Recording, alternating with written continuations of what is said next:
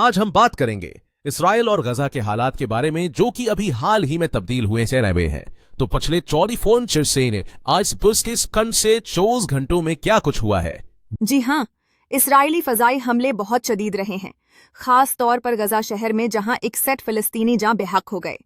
ये एक बहुत ही पेचीदा सूरत हाल है और इसराइल ने 100 से ज्यादा अहदाफ को निशाना बनाया। वाकई, और उसके साथ ही बेन अल-अक़वामी सतह पर भी बातचीत शुरू हो गई है।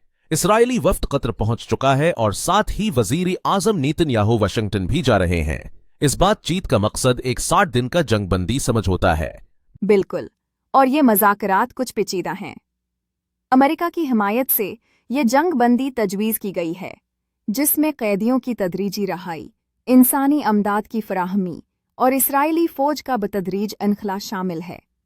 और इस बातचीत में हमास भी दिलचस्पी जाहिर कर रहा है। हमास ने कहा है कि वो मुसब्बत अंदाज में बातचीत के लिए तैयार है, मगर इसराइल अपने शराइत पर पेश रफत कर रहा है।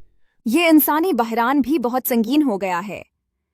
गजा में भूख, बेघर होने का मसला और अस्पतालों की बंदिश जैसे हालात पैदा हो चुके हैं।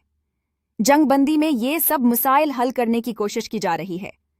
और इलाकाई सतह पर भी कशीदगी बढ़ रही है। यमन से एक मिसाइल इसराइल की तरफ आया था, जिसे नाकाम बना दिया गया, लेकिन इसराइल ने यमन के खिलाफ कार्रवाई की धमकी दी है। ये सूरत-हाल वाकई पेचीदा है।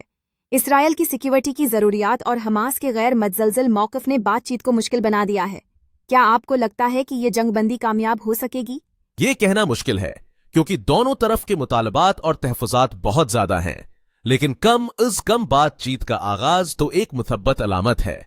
आप क्या सोचते हैं?